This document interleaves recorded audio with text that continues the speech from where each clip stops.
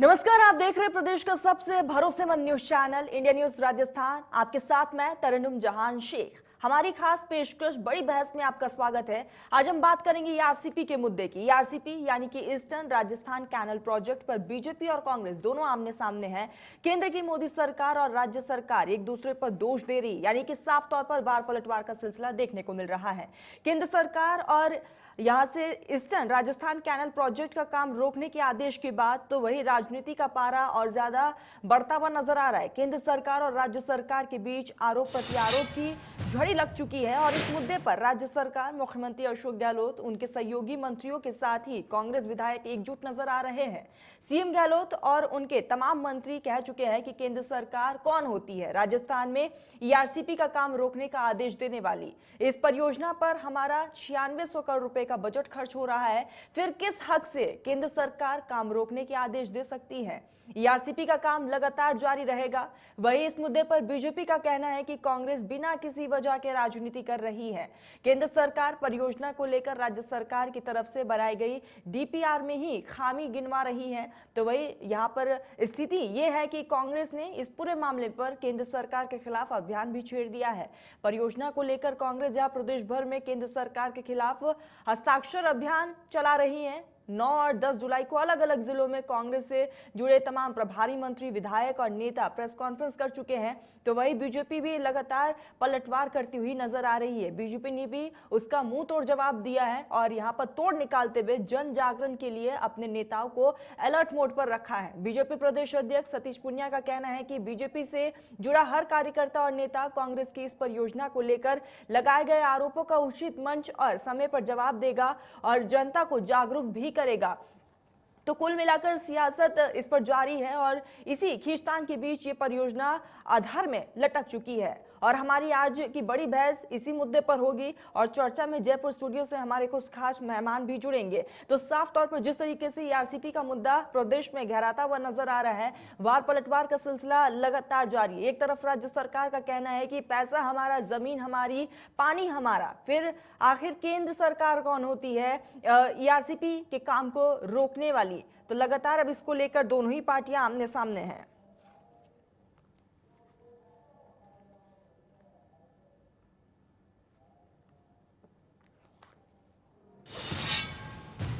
तो आज की बड़ी बहस का सिलसिला शुरू करें उससे पहले आपको कुछ बयान सुनवाते हैं, जरा सुनिए क्या कुछ कहना है नेताओं का।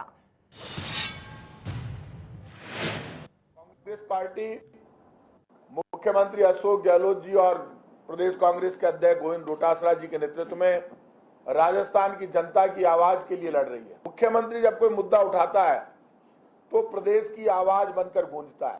पहली बार ऐसा घमंड देखने में आया है जब बीजेपी इतने घमंड में है कि प्राइम मिनिस्टर का वीडियो आ गया सामने और वीडियो आने के बाद जल संसाधन मंत्री हमारे जलदाय मंत्री जी से कहते हैं, महेश जी से, कि आप मुझे दिखा दो, मैं इस्तीफा दे दूंगा। ये गारंटी है। राजस्थान में एक चर्चा है कि रघुकुल रीत सदा चली आई, प्राण जाए पर वचन न जाए। वचन के लिए तो लोग मर जाते हैं, ये तो राजपूताना की धरती है।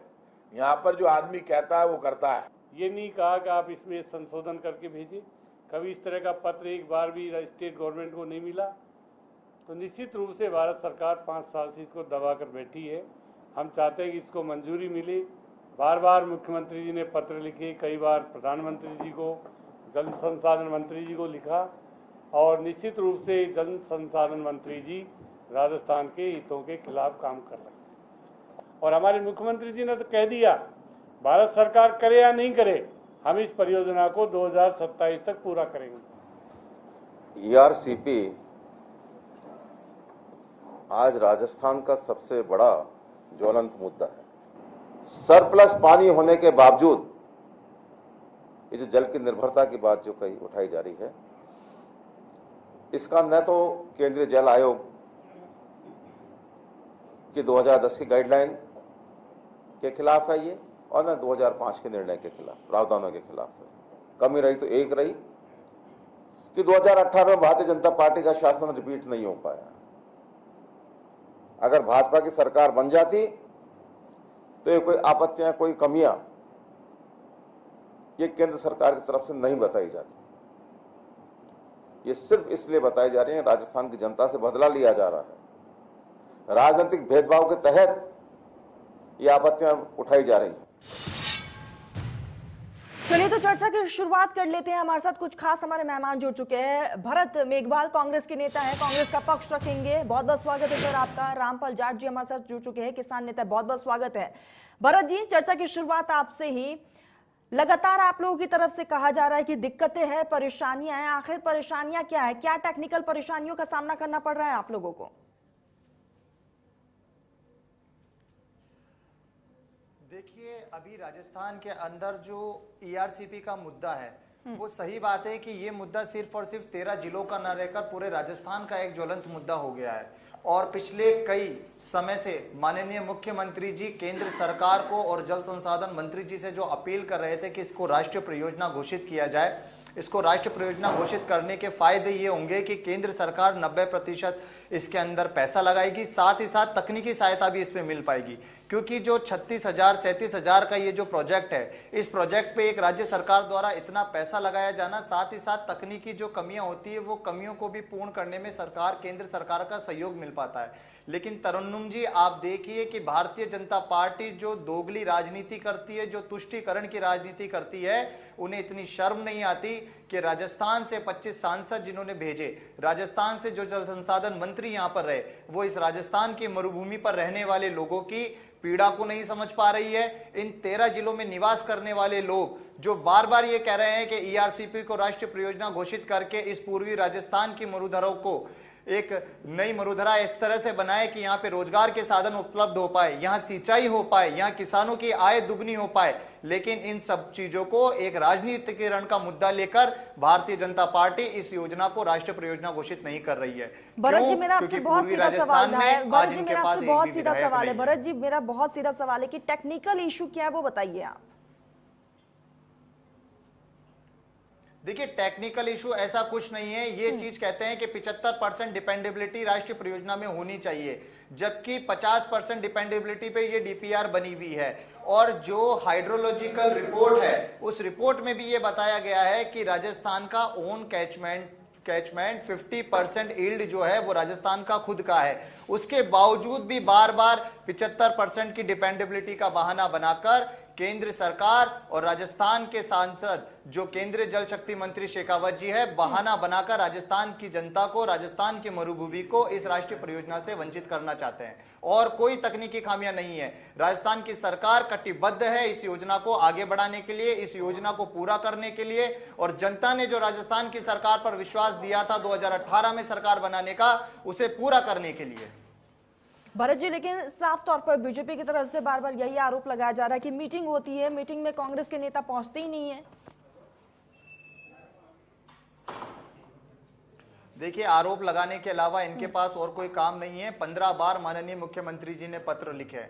माननीय मुख्यमंत्री जी ने सदन में नेता प्रतिपक्ष गुलाब चंद कटारिया जी को ये बात कही थी कि आप अगुवाई करिए, आपके 25 सांसद अगुवाई करिए, हम इस परियोजना के लिए आपके साथ चलेंगे। लेकिन सिर्फ और सिर्फ बातें और बतंगड़ बनाना और बहाने करने के अलावा इनके पास और कोई काम नहीं है। तभी तो आप देखिए कि 10 जुलाई को पूर्वी राजस्थान में जो सभा होने वाली थी, उस सभा को रोकना पड़ा, क्योंकि इन्हें पता था कि वहां पर जनता का इतना आक्रोश है कि इन्हें उस आक्रोश का सामना करना पड़ेगा। इन्हें डर है और ये डर चुके हैं। इन्हें पता है कि हमारी जो मंशा है वो मंशा जनता के सामने आ चुकी है। राजस्थान की जनता इनके मंसूबों को समझ चुकी है। बड़े बड़े बयान करना, बड़े बड़े जुमलेबाजी करना जो इनकी प्रवृत्ति रही है, उस प्रवृत्ति से जनता वाकिफ है। तभी तो ये आरोप लगाकर अपना पल्ला झाड़ना चाहते हैं। लेकिन राजस्थान की जनता जान चुकी है कि राजस्थान की जनता का भला कांग्रेस सरकार के द्वारा किया जा रहा है और कांग्रेस सरकार ही इस योजना को लेकर आ रही है और कांग्रेस सरकार अवश्य रूप से इस योजना को पूर्ण करेगी, चाहे हमें खुद के संसाधनों से करना पड़े, खुद की वित्तीय स्वीकृति करवानी पड़े।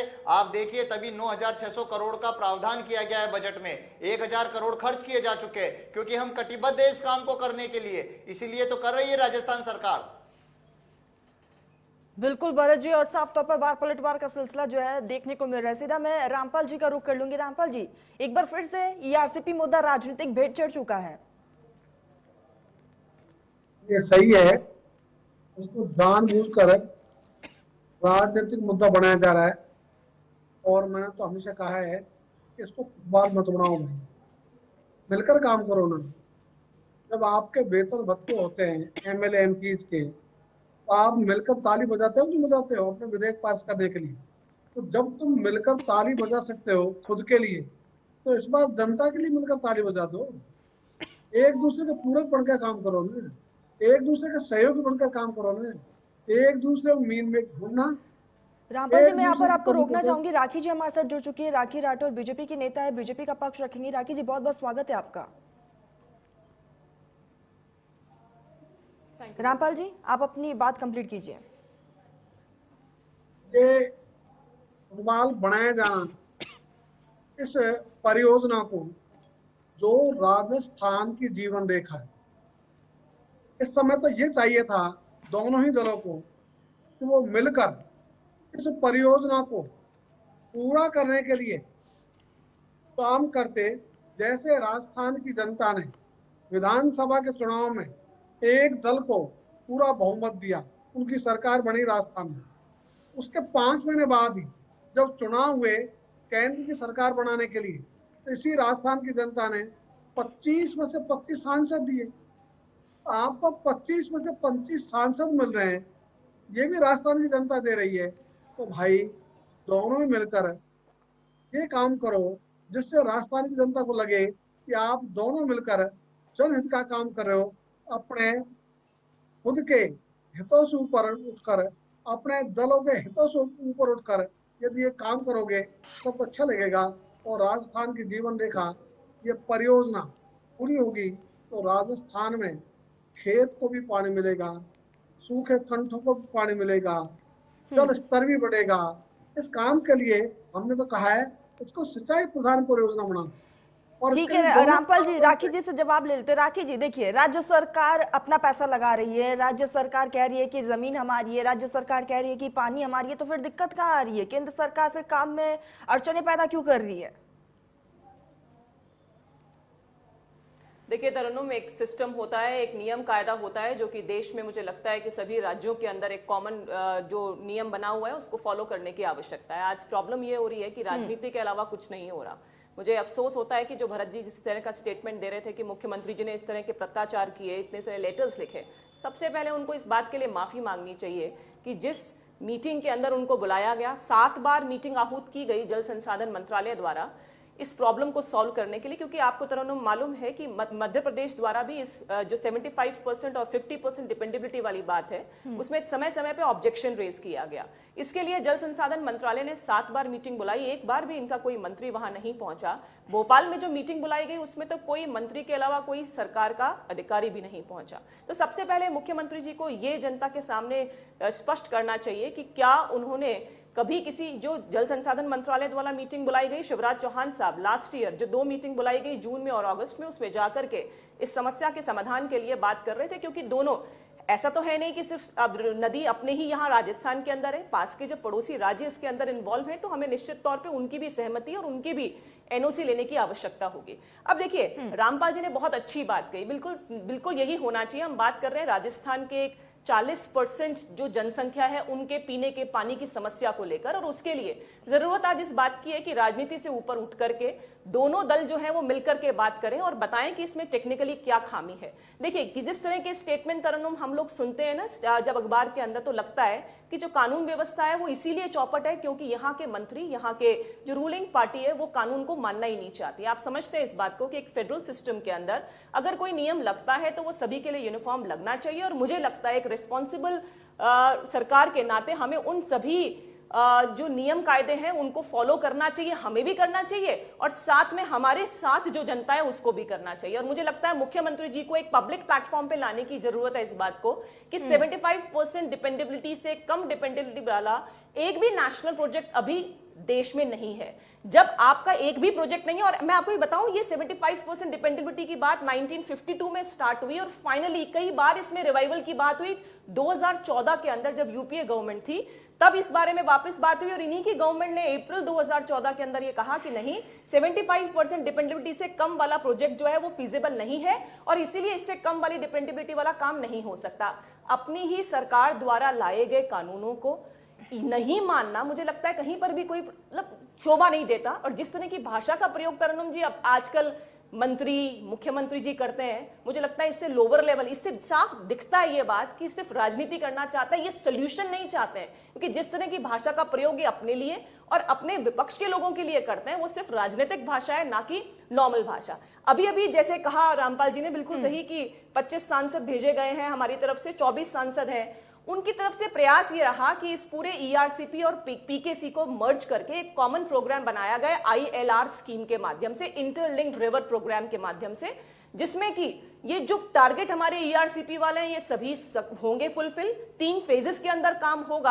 और अगर इस प्रक्रिया को हम अपनाते हैं, ये प्रपोजल सेंट्रल गवर्नमेंट द्वारा दिया गया है स्टेट गवर्नमेंट को, लेकिन स्टेट गवर्नमेंट ना तो कोई अपना प्रपोजल बनाती है, ना सेंटर द्वारा दिए गए प्रपोजल्स को एक्सेप्ट करती है। प्रॉब्लम क्या है, अगर हम लोग इस प्रोसेस से जाते हैं, अगर आईएलआर स्कीम के माध्यम से जाते हैं, तो 90:10 के रेशो में 90% जो पैसा है वो सेंट्रल गवर्नमेंट को देना होगा और 10% पैसा स्टेट गवर्नमेंट को देना होगा।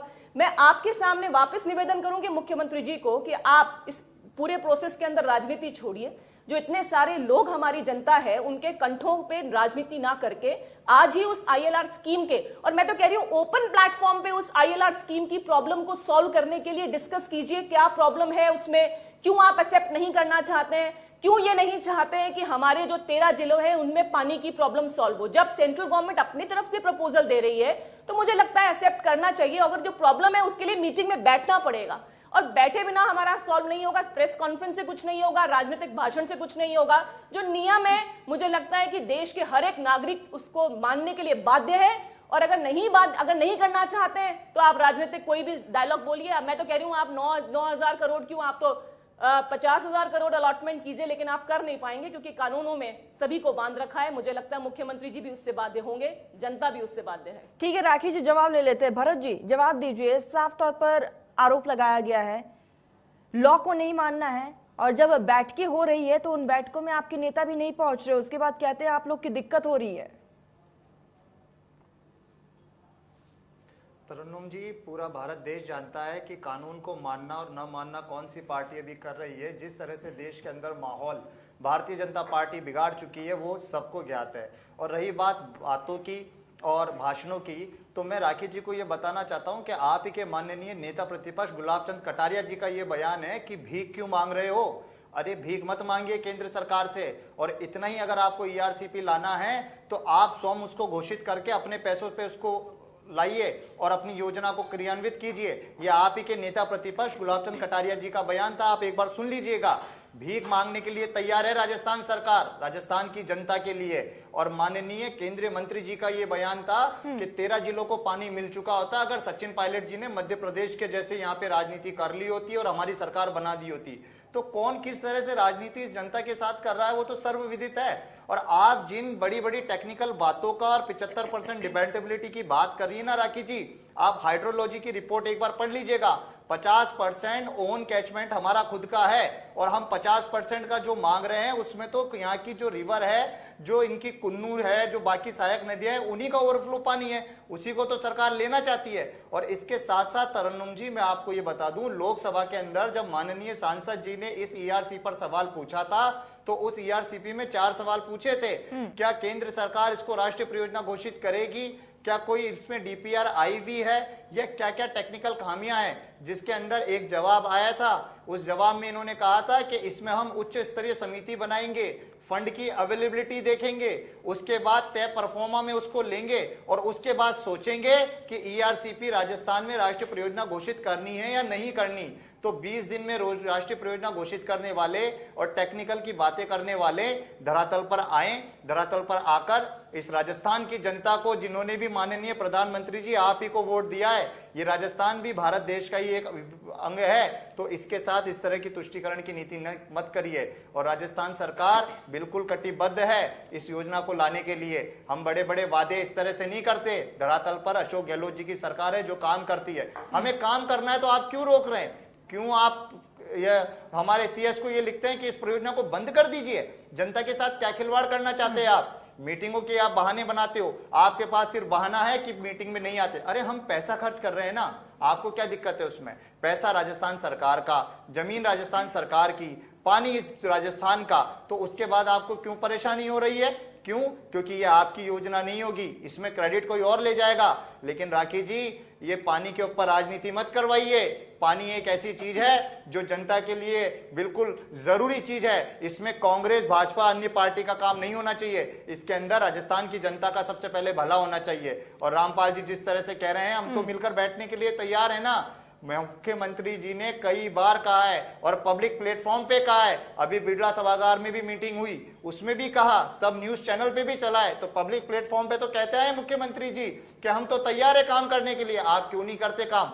किस तरह से आप बार बार ये बहाने बना लेते हैं टेक्निकल इश्यूज का। और राजस्थान सरकार जब पैसा लगाने को तैयार है तो आप क्यों अड़चन ला रहे हैं? क्योंकि आप जनता का भला नहीं चाहते। आपको है कि वसुंधरा जी ने इस प्रोजेक्ट को लेके आए थे और गजेंद्र सिंह जी को लगता है कि वसुंधरा जी को क्रेडिट ना मिल जाए, मेरी मुख्यमंत्री पद की कुर्सी ना छिन जाए, इस वजह से ये काम किया जा रहा है। ठीक है भरत जी, जवाब ले लेते। राठी जी, अपील करना चाहूंगा, आपको नहीं लगता कि पानी पर राजनीति नहीं होनी चाहिए? जब सीएम अशोक गहलोत बोल रहे हैं कि मीटिंग होनी चाहिए, तो फिर वापस मीटिंग हो क्यों नहीं रही है और साफ तौर पर जो राजनीति है वो देखने को मिल रही है? तरुणम, अभी भी भरत जी ने ये बात मानी कि मुख्यमंत्री जी सिर्फ पब्लिक प्लेटफॉर्म पे इन बातों को कहते हैं, मीटिंग नहीं करते हैं। जब तक बैठ के बात नहीं करेंगे, जो मुख्यमंत्री मैंने ऐसा जी, तो नहीं कहा मीटिंग नहीं करते, सभ्यता मीटिंग नहीं करते, आपने झूठ मत बोलिए, सभ्यता रखिए, आपने अभी भी सुन लीजिए कि प्लेटफॉर्म नहीं। तरुणम, ये कोई तरीका नहीं है, ये कोई तरीका नहीं है। भरत जी आपको भी पूरा मौका मिलेगा। भरत जी पूरा मौका मिलेगा। बदतमीजी रहे। भरत जी आपको पूरा मौका मिलेगा, जवाब सुन लीजिए। चुप हो जाइए, चुप हो जाइए, चुप हो जाइए भरत जी, चुप हो जाइए, चुप हो जाइए, चुप हो जाइए। Thank you.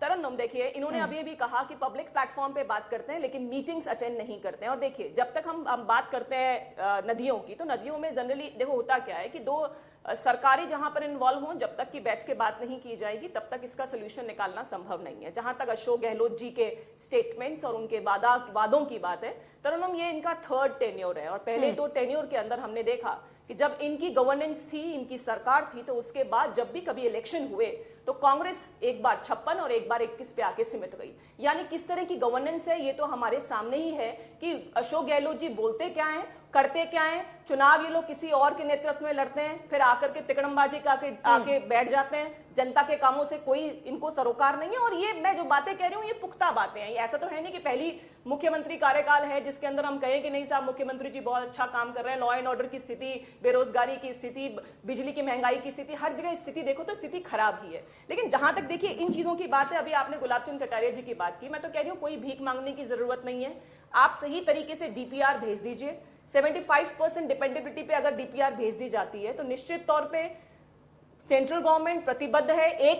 दो ऑप्शंस इसके अंदर है, या तो स्टेट गवर्नमेंट 75% डिपेंडेबिलिटी पे भेज दे, या फिर जो सेंट्रल गवर्नमेंट की तरफ से प्रपोजल आया हुआ है आईएलआर स्कीम का, इंटरलिंक्ड रिवर प्रोजेक्ट का, अभी यूपी और एमपी के बीच में भी एक 40,000 करोड़ का एक जो प्रोजेक्ट है वो सेंट्रल गवर्नमेंट द्वारा 90:10 के रेशो में यस हुआ है।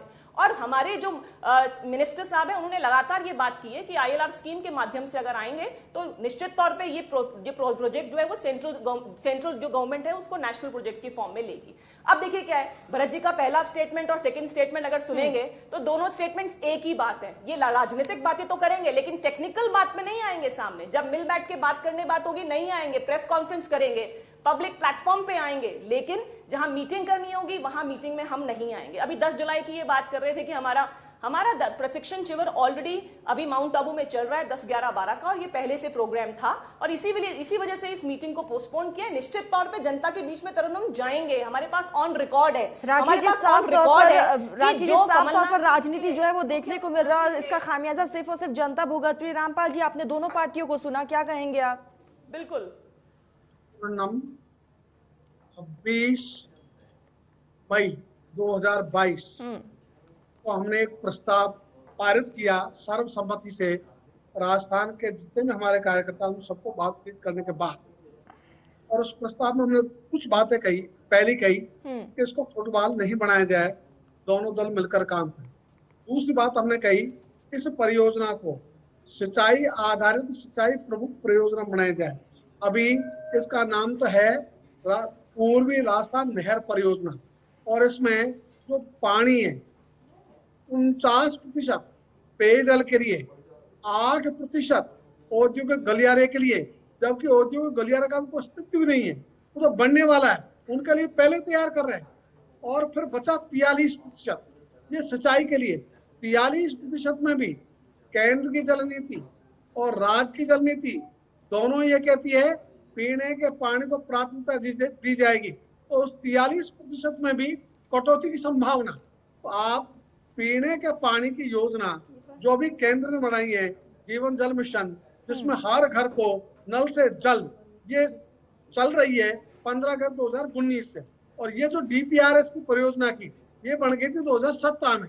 इस परियोजना के 2 वर्ष बाद जब पेयजल की अलग से स्कीम आ गई और उस स्कीम में ये हर घर को नल से जल की बात आ गई, और उसमें केंद्र सरकार की ओर से 1402 करोड़ का आवंटन हो चुका राजस्थान को। तो 1402 करोड़ रुपए मिल गए, और केंद्र उसमें घोषित किया हुआ है 3.6 लाख करोड़ उस परियोजना के लिए रखे हुए हैं।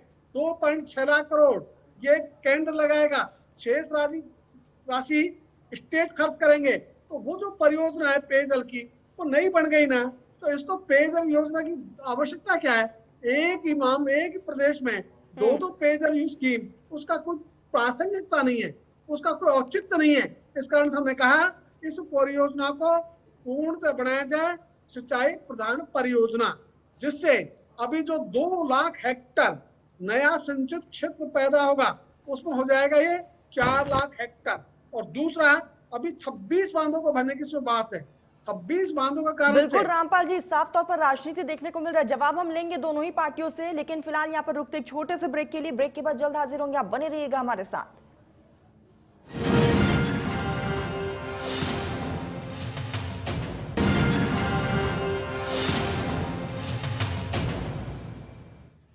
चलिए तो चर्चा की शुरुआत कर लेते हैं। ब्रेक के बाद एक बार आप सभी का स्वागत है, और हमारे साथ हमारे खास मेहमान जो है लगातार बने हुए। सीधा मैं भरत जी का रुख कर लेती हूँ, भरत मेघवाल का। भरत जी, क्या दिक्कत आ रही है? मध्य प्रदेश सरकार और राजस्थान सरकार मिलकर बात कर ले और जो रिपोर्ट है वो केंद्र सरकार को सौंप दे। दिक्कत तो इसमें कोई है ही नहीं। तरन्नुम जी, देखिए दिक्कत की कोई बात नहीं है। जब 2005 में मीटिंग हुई थी तब 2005 में इस चीज का अप्रूवल हो गया था। उसके बाद 2017 के बजट में जब इनकी सरकार थी और माननीय वसुंधरा राजे जी ने इस डीपीआर को कहा था, तभी भी अप्रूवल था। और 2018 में मध्य प्रदेश और राजस्थान सरकार, जब इन्हीं की सरकार थी, इन्होंने बैठ के जब उस डीपीआर को बनाया था, तभी भी उस पर अप्रूवल था। लेकिन एक छोटी सी गलती ये हो जाती है कि 2018 के बाद प्रदेश में, राजस्थान में कांग्रेस की सरकार आ जाती है, जो इनको चुभती है बात। वो ये नहीं सह सकते कि 2018 के बाद कांग्रेस की सरकार आ गई, इसलिए उसमें टेक्निकल खामियां निकालकर ये उस योजना को रोकना चाहते हैं। देखिए, जब बात आती है प्रदेश की जनता के लिए, प्रदेश के हितों के लिए और लोगों को लाभान्वित करने के लिए, तो इस तरह के टेक्निकल इशू और इस तरह की बातों को सिर्फ आरोप प्रत्यारोप गढ़ित करके भारतीय जनता पार्टी इन मुद्दों को हटाना चाहती है, क्योंकि इन्हें पता है कि इस मुद्दों पे जनता आक्रोशित हो चुकी है। और अभी राखी जी जिस केन बेतवा योजना की बात कर रही थी, वो केन बेतवा योजना इसलिए अप्रूव हो जाती है क्योंकि यूपी और मध्य प्रदेश में भारतीय जनता पार्टी है, राजस्थान में कांग्रेस पार्टी है, तो राजनीतिकरण तो इनके द्वारा किया ही जा रहा है। और देखिए, बार बार माननीय मुख्यमंत्री जी, चाहे ट्विटर के माध्यम से, चाहे पब्लिक प्लेटफॉर्म पे आकर, चाहे और सभागारों में, उन्होंने जब जब इस बात को कहा है, अभी अलवर में जो प्रोग्राम था उसमें भी मुख्यमंत्री जी ने कहा है कि पूर्वी राजस्थान को इस जीवन दायिनी जो ये योजना है, इस योजना के लिए कांग्रेस सरकार कटिबद्ध है, वो इस योजना को नहीं रोकने वाली। हम इस योजना पे कार्य करेंगे और जनता को लाभान्वित करेंगे। इसके लिए चाहे कांग्रेसी कार्यकर्ताओं को, कांग्रेस के लोगों को जनता पर उतरकर केंद्र सरकार से इस बात की अपील करनी पड़े, इस बात की मांग करनी पड़े कि इसको राष्ट्रीय परियोजना घोषित करे, तो वो भी हम घोषित करेंगे।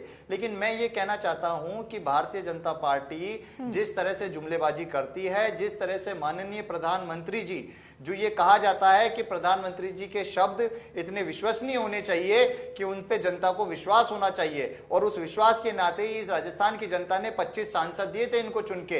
अजमेर में और जयपुर में बड़ी बड़ी बातें करके जाते हैं, जिस तरह से 2014 में की थी, और उसके बाद वो भूल जाते हैं। और यहीं के केंद्रीय जल शक्ति मंत्री जो इस मरुभूमि से आते हैं, मुझे शर्म आती इस बात की कहते हुए कि उन्हें इस लोगों की आप बीती को समझ में नहीं आती, और बार बार बहाने बनाकर, सिर्फ और सिर्फ बहाने बनाकर इस योजना को दूर किया जा रहा है। किसी तरह का कोई टेक्निकल इशू नहीं है। अगर टेक्निकल इशू भी आता है तो मुख्यमंत्री जी ने साफ कहा कि आप चलिए, अगुवाई करिए, हम आपके पीछे चलेंगे, लेकिन आप अगुवाई करिए और इस योजना को लेके आइए। आज इस देश के अंदर 16 राष्ट्रीय परियोजनाएं हैं। लेकिन एक 17 राष्ट्रीय परियोजना करने के लिए ये इसलिए नहीं चाहते कि प्रदेश के अंदर कांग्रेस की सरकार है। और देखिए तरन्नुम जी, ये जो बड़ी योजना होती है, ये योजना कोई 1-2 साल के लिए नहीं होती है। 2005 में जब इसका रखा गया था तो 2017 में डीपीआर बनती है और ये 2027, 2035, 2051 तक इसको जाने की अनुमान है कि इतना लंबा ये योजना जाएगी। तो इस योजना के लिए ऐसा नहीं है कि कांग्रेस की सरकार के अंदर ये योजना हो जाएगी, लेकिन इससे पहले कांग्रेस की सरकार ये चाहती है कि जनता के हितों के लिए काम हो, पूर्वी राजस्थान के लिए काम हो। इस राजस्थान के जो किसान हैं, जो किसानों की आय दुगनी करने वाली बात करती थी भारतीय जनता पार्टी, आज किसानों की हितैषी नहीं है, किसानों के लिए काम करना नहीं चाहती। क्योंकि पूर्वी राजस्थान में, मैंने जैसे पूर्व में भी कहा, इनका एक भी एमएलए नहीं है, मात्र एक धौलपुर से थी, जिन्हें भी सच्चाई पता लगी तो क्रॉस वोटिंग करके वो भी इनसे अलग हो चुकी है। तो हर घर में हर जनता जान चुकी है इनके जुमलेबाजों को। और मैं बार बार हम ये निवेदन कर रहे हैं, कांग्रेस पार्टी ये निवेदन कर रही है कि हम हर तरह से बैठने के लिए तैयार है, लेकिन आप इसको राष्ट्रीय परियोजना घोषित कर दीजिए, इसमें राजनीतिकरण ना करें, इसमें तुष्टीकरण ना करें। जनता की भलाई के लिए, किसानों की भलाई के लिए, इस राजस्थान की समृद्धि के लिए, रोजगार बढ़ाने के लिए आप इसे राष्ट्रीय परियोजना घोषित करें। और अगर नहीं करेंगे तो राजस्थान की सरकार तो कर ही रही है, 1000 करोड़ लगा चुके हैं, 9600 करोड़ का प्रावधान किया जा चुका है, और भी आगे काम करेंगे। लेकिन इस योजना को तो बंद नहीं होने देगी कांग्रेस पार्टी, और कांग्रेस पार्टी सड़क पर उतरेगी और इसके लिए उग्र प्रदर्शन करना पड़े तो वो भी करेगी, लेकिन आपकी हठधर्मिता को नहीं चलने देगी कांग्रेस पार्टी। जवाब ले लेते राखी जी, साफ तौर पर आरोप लगाया जा रहा है और खुद प्रधानमंत्री नरेंद्र मोदी ने भी वादा किया था, क्या हुआ उन तमाम वादों का? तरन्नुम, प्रधानमंत्री जी ने जब जयपुर में और अजमेर में सभा हुई, उन्होंने साफ साफ कहा था, और मेरे पास में वर्ड टू वर्ड उनका भाषण है, जिसमें उन्होंने कहा कि टेक्निकली इस प्रोजेक्ट को चेक कराया जा रहा है, जैसे ही टेक्निकल चेक हो जाएगा इसको सकारात्मक रूप से हम लोग लेंगे। और सकारात्मक रूप यही कहता है कि हमने एक प्रोजेक्ट यहाँ पर भी प्रपोजल भेजा हुआ है। टेक्निकली अगर किसी प्रोजेक्ट में प्रॉब्लम है तो मुझे लगता है उसको मानने में राजस्थान सरकार को कोई प्रॉब्लम नहीं होनी चाहिए। ये सिर्फ अडामेंसी है कि हमें नहीं मानना है। सड़कों पर आए, अभी आपके युवराज जब वहां पर दिल्ली के अंदर ईडी ने बुला लिया तो सड़कों पर आ गया, आपने रोक लिया क्या उसको? सड़कों पे आने से नहीं होता भरत जी, एक कानून व्यवस्था है। और मुझे लगता है कि अगर आपको लग रहा है कि बहुत ही नाइंसाफी हो रही है राजस्थान के साथ में, जिस तरह के स्टेटमेंट आपके मंत्री जी ने कल भी दिए, आपके पास कोर्ट का भी दरवाजा खुला है, आप कोर्ट में जाकर के बात कीजिए कि राजस्थान के साथ में वो नहीं हो रहा जो कि होना चाहिए था। अब देखिए तरन्नुम जी, इसको समझना पड़ेगा, सिर्फ राजनीतिक बातें करने की हमारी सरकार 1000 करोड़ जो आपने 2 जगह बांध बनाए हैं वो भी 75% डिपेंडेबिलिटी पे बनाए हैं। आप समझिए इस बात को कि अगर 50% डिपेंडेबिलिटी पे अलग अलग स्टेट्स अपने अपने प्रोजेक्ट बना लेंगे तो जो डाउन स्ट्रीम के अंदर छोटे छोटे स्ट्रक्चर्स हैं उनको पानी मिलना ही बंद हो जाएगा। अगर मध्य प्रदेश अपने एरिया के अंदर 50% डिपेंडेबिलिटी पे प्रोजेक्ट बना ले, वहां पे डैम बना ले, तो हमारे राजस्थान के अंदर जो पीने का पानी है उसकी समस्या हो जाएगी। तो एक नियम तो सेंट्रल गवर्नमेंट को बनाना ही पड़ेगा जो कि सभी स्टेट्स फॉलो करें। और मुझे लगता है बार बार अपन वही बात दोहराए जा रहे हैं भरत जी, लगातार ये बात किए जा रहे हैं राजनीतिक तौर पे, और मैं लगातार इस बात को कह रही हूं कि आपके पास में 2 ऑप्शंस हैं। 75% डिपेंडेबिलिटी पे अभी डीपीआर भेजिए, और आईएलआर स्कीम दूसरा जो अपने पास में ऑप्शन है वो आईएलआर स्कीम में इसको एक्सेप्ट कीजिए। अगर आप एक्सेप्ट नहीं करेंगे तो सिर्फ बातों से काम नहीं चलेगा। जहां तक इन्होंने कहा कि अगुवाई कीजिए, मैं आने को तैयार हूं, तो ये बात उन्होंने विधानसभा में कही, और अप्रैल के अंदर जब मीटिंग हुई, पूरा जल संसाधन मंत्रालय जयपुर तक आया, तो उनके घर से, सीएम हाउस से जो भी होटल रहा होगा 2-4 किलोमीटर दूर रहा होगा, लेकिन ना तो वो पहुंचे, ना ही उनके कोई जल संसाधन मंत्री पहुंचे यहाँ के। भरत जी जवाब दीजिए, भरत जी जवाब दीजिए, जो मीटिंग था पास में था, आखिर कोई क्यों नहीं पहुंचा? उसके बाद मैं रामपाल जी का रुख करूंगी। भरत जी जवाब दीजिए। बैठेंगे तभी बात होगी, बैठेंगे नहीं तो नहीं होगा सोल्यूशन। नहीं करना चाहते, आपकी इच्छा। जब यहाँ पे जल संसाधन मंत्री गजेंद्र सिंह शेखावत जी आए थे और माननीय मंत्री महेश जोशी जी भी एक प्लेटफॉर्म पर उपस्थित थे, तभी भी इस बात का निर्णय लिया गया था और इस बात पर बार बार जोर दिया गया था। लेकिन गजेंद्र सिंह शेखावत जी ने अपनी हठधर्मिता अपनाते हुए और मुख्यमंत्री जी की लालसा के रूप में इन्होंने उस कार्य को होने नहीं दिया। और जिस 75% की बार बार ये बात कर रहे हैं ना, मैं आपको फिर ये कहना चाहता हूं कि हाइड्रोलॉजी रिपोर्ट उसमें ये बताती है कि 50% ओन कैचमेंट तो राजस्थान का खुद का है। ये जो सहायक नदियां हैं, सहायक नदियों का वो पानी है जो बेकार होकर यमुना नदी में चला जाता है। उस पानी को रोककर हम अपना ही तो पानी रोक रहे हैं। हम अपने ही पानी को अपनी जनता के लिए नहीं दे सकते क्या? हम इनसे ये सवाल पूछना चाहते हैं, जब राजस्थान की सरकार अपना पैसा लगाकर अपने ही पानी को अपनी जनता को देने के लिए कटिबद्ध है, कांग्रेस की सरकार ये काम करना चाहती है, तो ये ऐसा केंद्र सरकार क्यों फरमान निकालती है कि आप इस योजना में कोई काम नहीं कर सकते? ऐसा क्यों चाहती है?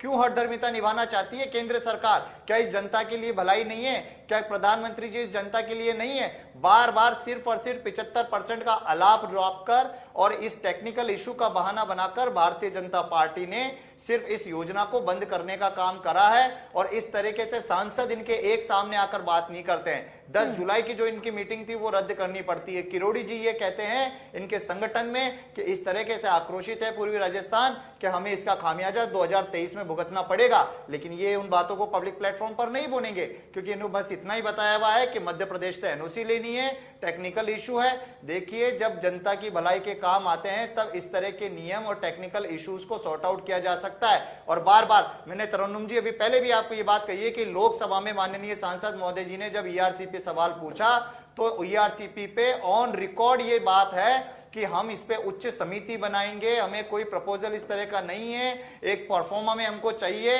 जल संसाधन जो आयोग है उसने अभी तक इस तरह का कोई आकलन ही नहीं किया है। जनता को गुमराह करने का काम भारतीय जनता पार्टी जो कर रही है वो जनता समझ चुकी है, वो जनता जाग चुकी है।